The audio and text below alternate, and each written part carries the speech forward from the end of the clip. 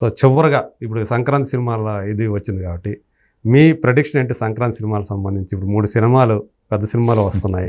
అందులో 2 ఏమో ప్రొడ్యూస్ చేసిన సినిమాలు దిల్ రాజు, ఒకటేమో డాకు మహారాజు వచ్చేసి ఆయన డిస్ట్రిబ్యూట్ చేస్తున్నాడు. అది కూడా నిజాం. అవును, తెలంగాణ నైజాంకి డిస్ట్రిబ్యూటర్, తెలంగాణకి. అవును, ఆంధ్రాకి అమ్మేశారు, అయిపోయింది. ఓకే. కాబట్టి ఆయనకి 3 కీలకమే. అయితే ప్రస్తుతానికి 3 సినిమాలకి థియేటర్ని అకామిడేట్ చేయాల్సిన బాధ్యత కూడా ఆయన మీదే ఉంది. అంటే ఇప్పుడు ఇంకొక ప్రెజర్ ఉంది ఆయన మీద. అంటే ఈ బెనిఫిట్ షోస్ లేని పరిస్థితుల్లో బయ్యర్స్కి భరోసా కల్పించడం కోసం స్క్రీన్ అకామిడేట్ చేయాల్సిన బాధ్యత ఉంది ఆయనకి. ఈ 3 ఆటల తాలూకా నష్టాన్ని భర్తీ చేయాల్సినటువంటి బాధ్యత ఉంది ఆయనకి, ఇక్కడ అక్కడ కూడా. అందుకని మల్టీప్లెక్స్ల్లో స్క్రీన్స్ పెంచుతున్నారు. అంటే ఇతర భాషా చిత్రాలు అవి ఎలా ఉన్నా కానీ తీసేస్తారు. తీసేసి ఆడియన్కి ఆప్షన్ ఉండదు, అదే ఉంటుంది. ఇక very first day game changer మాత్రమే ఉంటుంది అన్ని థియేటర్స్లో, అన్ని స్క్రీన్స్లో, అన్ని షోస్లోను. ఇంకా వేరే సినిమాని అకామిడేట్ చేయరు. ఆ తర్వాత నెక్స్ట్ అంటే 2 రోజులు ఛాన్స్ ఉంది దానికి అలా చేయడానికి. అంతే. 2 రోజుల తర్వాత డాకు మహారాజుకి కొంత ఫెసిలిటేట్ చేస్తూ తగ్గిస్తారు. ఈ తగ్గిస్తూ సంక్రాంతికి కూడా ఫెసిలిటేట్ చేస్తారు. 14 అది సంక్రాంతికి వస్తున్నాం, రిలీజ్ ఉంది. సో 10వ తారీఖు నుంచి 14వ తారీఖు వరకు షెడ్యూల్ ఇది. ఈ టోటల్ స్క్రీన్స్ మీద దిల్ రాజు గారు ఆల్రెడీ చర్చలు అయిపోయినాయి, ఆయన కంట్రోల్లోకి తీసేసుకున్నాడు. ఈ పద్ధతిలో అకామిడేట్ చేసుకుంటూ వెళ్తారు సినిమాలను. ఓకే. షోస్ పెంచుతారు. షోస్ అలాగే స్క్రీన్స్ అకామిడేట్ చేయటం ద్వారా మాత్రమే నడుస్తుంది. సింగిల్ స్క్రీన్ బిజినెస్ వేరు. దాని వ్యవహారం కూడా డిజైనింగ్ అయిపోయింది. ఆడియన్స్కి ఆప్షన్ ఉండదు. ఆడియన్స్కి 15వ తారీఖు వరకు, 16, 17 వరకు కూడా ఈ 3 సినిమాలు తప్ప ఇంకొక సినిమా చూసే అవకాశం లేదు. ఈవెన్ అజిత్ సినిమా ఉంది, యాక్చువల్గా విడాయమూర్తి ఒకటి ఉంది.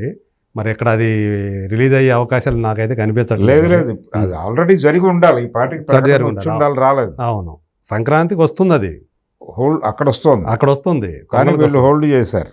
అవును, హోల్డ్ చేయడానికి కాబట్టి ఇప్పటిదాకా ఇక్కడ దానికి సంబంధించిన ప్రకటన రాలేదు. అసలు ప్రకటన రాకపోవచ్చు అండి, అయిపోయింది. అదే వారం 10 రోజుల్లో ప్రకటనలు వచ్చి దాన్ని ప్రమోట్ చేసుకోవటం అయ్యే పని కాదు. అది ఒక షోకి పరిమితం అవుతుంది. అదే ఇప్పుడు మోహన్ లాల్ సినిమా పరిస్థితే మనం చూస్తున్నాం. అవును, బర్రోజ్ ఏం లేదు అక్కడ, అదే పోయింది. డిజాస్టర్. అవును, అందుకని అజిత్ సినిమా మ్యాక్సిమం ఉండదు. అది ఏదైనా సరే 20వ తారీఖు తర్వాత మంత్ ఎండింగ్లో పెట్టుకుంటారు. అది మంత్ ఎండింగ్లో పెట్టుకునే అవకాశం తప్ప ఇప్పుడైతే ఎవరికి అవకాశాలు లేవు. దిల్ రాజు గారే 20వ తారీఖు వరకు ఆయన కంట్రోల్లోనే ఉంటుంది సినిమా. అంటే ఇప్పుడు ఈ సంక్రాంతికి విన్నర్ అయినా లూజర్ అయినా ఆయనే అవుతాడా? ఆయనే. అందుకనే ఆయన ఇప్పుడు ప్రభుత్వాలకు అనుసంధానకర్త, ఇండస్ట్రీకి అనుసంధానకర్త, ఇండస్ట్రీకి పెద్ద చిన్న అన్నీ ఆయనే అనుకోవాలి. అంతే, నో ఆప్షన్. సార్ మీ ప్రెడిక్షన్ ఏంటి ఇంతకీ సంక్రాంతి సినిమాలకు సంబంధించి? ప్రస్తుతానికి బజ్ అయితే డాకు మహారాజుకు ఉంది. ఓకే. గేమ్ చేంజర్కి ఒక వైబ్ క్రియేట్ చేసే ప్రయత్నం బలంగా జరుగుతోంది. అమెరికా ఈవెంట్ తర్వాత కొంచెం బ్రైట్ అయింది. అది అయిందని అనుకోవచ్చా? బ్రైట్ అయింది. ఓకే. అంటే అంతకు ముందున్నటువంటి పరిస్థితి కంటే సుకుమారు తదితరులు ఇచ్చినటువంటి సమీక్షలు, రివ్యూయే చెప్పాడు ఆ రోజు ఆయన. ఆ రివ్యూలో పర్టికులర్గా ఆయన చెప్పింది ఏంటంటే, ఇప్పుడు సెకండ్ హాఫ్లో వచ్చేటువంటి ఫ్లాష్ బ్యాక్ చాలా కీలకము. అంటే ఇది డిజైన్డ్గా జరిగింది స్క్రీన్ ప్లే అనేది అర్థమైంది ఆయన చెప్పిన మాట నుంచి. శంకర్ దగ్గర ఆ డిజైన్ దెబ్బతింది ఈ మధ్యకాలంలో. ఈ సినిమాకి మళ్ళీ ప్రాపర్ డిజైన్ జరిగింది. అంటే ఫస్ట్ హాఫ్ సరదాగా మొదలై సినిమా నెమ్మదిగా హైప్ పెంచుతూ సెకండ్ హాఫ్లో అన్ని షూస్ ఓపెన్ చేస్తున్నారు. అంటే ఈ ఫ్లాష్ బ్యాక్ ఎపిసోడ్ ఏమవుతుంది, వాళ్ళు చెప్తున్న అప్పన్న క్యారెక్టర్ వస్తుంది. అవును. ఈ అప్పన్న క్యారెక్టర్ ద్వారా రూరల్ ఎకానమీ ఎలా సఫర్ అవుతోంది అనే దాని మీద మాట్లాడతారు. మాట్లాడుతూ పాలకులు తాలూకా స్వార్థానికి ప్రపంచం ఎలా బలైపోతోంది అనేది చెబుతూ రాజకీయ వ్యవస్థలో ఉన్న లోపాలని ప్రస్తావిస్తూ ఆ లోపాలని సరిచేసే ఒక ఐఏఎస్ ఆఫీసర్ ఎమర్జీ అయితే అతనికి వ్యతిరేకత ఏ లెవెల్లో ఉంటుంది, దాన్ని ఎదుర్కోవటానికి అతను ఏం చేస్తాడు అనే దాకా తీసుకెళ్ళి శేషన్ తాలూకా అనుభవాలను అక్కడ పెట్టి సినిమాని కంక్లూడ్ చేయబోతున్నారు అనేది అర్థమైంది ప్రపంచానికి. ఓకే, ఇది కొంచెం ఇంట్రెస్టింగ్ గాను క్యూరియస్ గాను నడిచేటువంటి అవకాశం ఉంది. ఒక కొత్త ఏరియా, అది ఒక కొత్త ఏరియాలో కథ నడుస్తుంది కాబట్టి సినిమా రిలీజ్ అయిన తర్వాత దానికి హైప్ పెరిగే ఛాన్సెస్ ఉన్నాయి. ఇప్పుడు ముందు దీని ఏదైతే ఉందో దానికి మించి సినిమా రిలీజ్ అయితే కనుక ఇన్స్టంట్ బజ్ అయితే డాకు మహారాజ్కు ఉంది. ఓకే, డాకు మహారాజ్ సస్టైన్ అవుతుందా లేదా అనేది వేరే చర్చ, కానీ గేమ్ చేంజర్ కూడా పాజిటివ్ వైబే ఉంది. డాకు మహారాజ్ చూసుకుంటే బాలకృష్ణ గారు కూడా ఇప్పుడు ఒక కొత్తగా కనిపిస్తున్నారు. ఆయన క్యారెక్టరైజేషన్ మళ్ళీ ఒక రకాల ఎమోషన్స్ ని పండించారు సినిమా. ఒక పాపను కూడా ఉన్నారు. అదే అంటే బాలకృష్ణ సినిమా అనేసరికి ఏం జరుగుతుందంటే ఎమోషనల్ డ్రామా ఉండాలి కంపల్సరిగా. ఆ ఎమోషనల్ డ్రామాని బ్యాలెన్స్ చేసేటువంటి సెంటిమెంట్ కూడా ఉండాలి. ఇది బాలకృష్ణ ఫార్ములా. ఆ బాలకృష్ణ ఫార్ములా మేరకే వెళ్ళారు సినిమా అనేది అర్థమవుతుంది మనకు. గత మూడు సినిమా హిట్ అయిన 3 సినిమాల్లో కూడా ఇదే కనిపిస్తుంది. ఈ ఫార్ములా అంటే హై ఎమోషన్స్ ఉండాలి. ఆ హై ఎమోషన్స్ బ్యాలెన్స్ చేసే సెంటిమెంట్ లేకపోతే వర్కౌట్ అవుతుంది. మీరు నరసింహనాయుడు సినిమా కూడా అదే. నరసింహనాయుడులో కుటుంబం కోసం ఒక కొడుకుని త్యాగం చేయటం అనే సెంటిమెంట్, దాన్ని అర్థం చేసుకొని కుటుంబం, అతన్ని దూరం పెట్టేటువంటి కుటుంబం, ఆ రిఫ్ట్ మీద జరిగేటువంటి కథ అది. అందుకని మీకు ఆ ఎమోషన్కి ఈ సెంటిమెంట్ బ్యాలెన్స్ అయింది. అలా బ్యాలెన్స్ అయిన ప్రతి సందర్భంలోనూ పెద్ద హిట్లు కొట్టాడు ఆయన. ఈ బ్యాలెన్స్లో తేడా వస్తే మాత్రం సినిమా డిజాస్టర్ అవుతుంది. అవి చూసాం మనం. బాలకృష్ణ సినిమాకి హిట్ అయితే అప్పటి వరకు ఉన్నటువంటి వసూళ్ళని ₹1 ఎక్కువ చేస్తాడు ఆయన. డిజాస్టర్ అయితే అప్పటి వరకు ఉన్న డిజాస్టర్ల కంటే ₹1 తక్కువ చేస్తాడు ఆయన. అది మొదటి నుంచి ఆయన ట్రాక్ రికార్డ్. అందుకని ఆయన కొంచెం అతీతంగా వ్యవహరిస్తాడు, బాక్స్ ఆఫీస్కి అతీతం. అందుకని డాకు మహారాజ్ మీద ఇప్పుడు బజ్ ఉంది. నాగవంశీ చేసినటువంటి కామెంట్స్, ఆ ఇంటర్వెల్ 20 నిమిషాలు మామూలుగా ఉండదు, ఇక వేరే లెవెల్లోకి లేదు. ఆయన రకరకాలుగా సినిమాని స్పెక్యులేట్ చేసే ప్రయత్నం చేశాడు నాగవంశీ. కొంచెం లైన్ దాటి కూడా వెళ్ళాడు. ఆ లైన్ దాటి వెళ్ళి చేసిన ప్రకటన కొంచెం చుట్టుకుంది ఆయనకి. అంటే వాల్తేరు వీరయ్య కంటే కూడా ఇది పోలుస్తూ ఆయన చేసినటువంటి మాట కొంచెం వైరల్ అయింది. ఈవెన్ చిరంజీవి ఫ్యాన్స్ నన్ను తిట్టుకున్నా పర్వాలేదు అని కూడా అన్నాడు. అని అలా లైన్ దాటి కూడా సినిమాని ప్రమోట్ చేసే ప్రయత్నం చేశాడు. ఈ ప్రయత్నాలన్నీ ఫలించి, అంటే నిజంగానే ఆ లెవెల్ బాబీ కూడా ప్రయత్నం చేశాడు. అంటే తనని తాను ప్రూవ్ చేసుకోవడానికి అతనికి దొరికిన అవకాశం. రెండోది వాల్తేరు వీరయ్యకి వచ్చినటువంటి ప్రాబ్లం ఏంటంటే టైం చాలా తక్కువ ఉంది, తక్కువ టైంలో ఎగ్జిక్యూట్ చేయాల్సిన ఒక పరిస్థితి. అందుకని కొంత రన్నింగ్ రేస్లా నడిచింది ఆ సినిమా. అంటే కన్ఫర్మేషన్ లేక, ఎవరితో వెళ్తున్నావు సెకండ్ క్యారెక్టర్ అనేది కన్ఫర్మేషన్ లేక గందరగోళమై టైం చివరిలో హడావిడి అయిపోయింది. ఇక్కడ అది లేదు, ఇది ప్రశాంతంగా చేసిన ప్రాజెక్టే. అందుకని కొంచెం అతను అనుకున్న పద్ధతిలో సినిమాని తీసుకెళ్ళడానికి అవకాశం దొరికింది. ఇప్పుడు తాను ప్రూవ్ చేసుకోకపోతే అతని కెరియర్ ప్రాబ్లంలో పడుతుంది. అందుకని అతనికి కీలకం. అందుకని ఈ సినిమా మీద బజ్ ఉంది.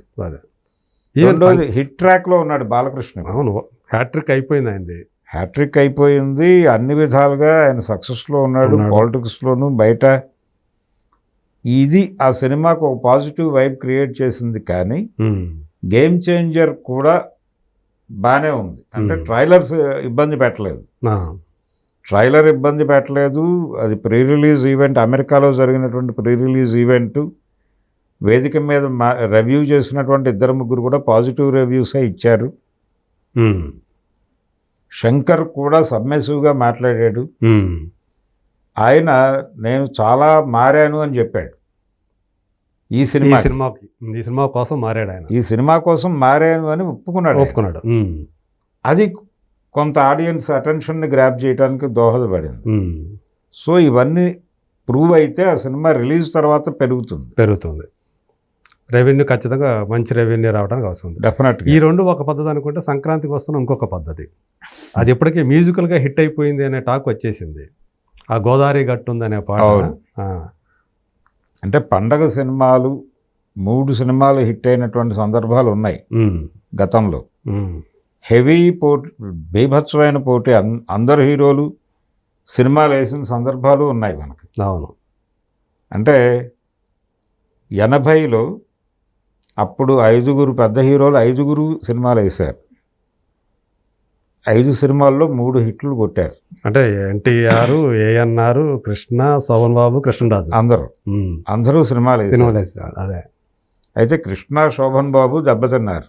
ఉమ్, కృష్ణరాజు గారి సోమెత్తిన సత్యం మంచి రెవెన్యూ సాధించింది. ఉమ్, అక్కినేని నాగేశ్వరరావుకి చాలా గ్యాప్ తర్వాత 7 అంతస్తుల మేడం మంచి రెవెన్యూ వచ్చింది. ఉమ్, రామారావు గారి ఛాలెంజ్ రాముడు సినిమా అది మొదటి వారం విపరీతంగా కలెక్ట్ చేసింది. ఉమ్, రన్ రాలేదు ఆ సినిమాకి. అదే. ఓపెనింగ్స్ విపరీతంగా వచ్చేసినాయి, అది వెల్ ఆఫ్. ఉమ్, సో ఆ 3 హిట్ అయిపోయి ఈ 2 సినిమాలు దెబ్బతిన్నాయి. ఉమ్, పర్టికులర్గా రాఘవేంద్రరావు కృష్ణ కాంబినేషన్లో మొదటి సినిమా భలే కృష్ణుడు, ఉమ్, అది దెబ్బతింటం అనేది అందరినీ ఇబ్బంది పెట్టింది. ఉమ్, తర్వాత ఈయన దేవుడి మావయ్య సినిమా శోభన్ బాబు, అది ఆడలేదు. అవి 2 పక్కన పెడితే మిగిలిన 3 సినిమాలని జనం ఓకే. భుజాన్ని ఎత్తుకున్నారు. ఉమ్, సినిమా కంటెంట్ బాగుంటే, అంటే పండగకు ఉన్నటువంటి అడ్వాంటేజ్ అది.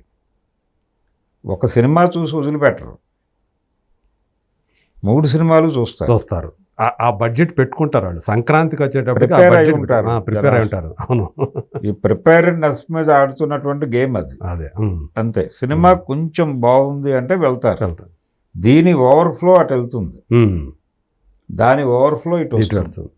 దాన్ని అకామిడేట్ చేసుకోవటమే ఇప్పుడు. కానీ ప్రధానంగా ఎక్కువ లాభాలు తీసే సినిమాలు ఇవే అవుతాయి.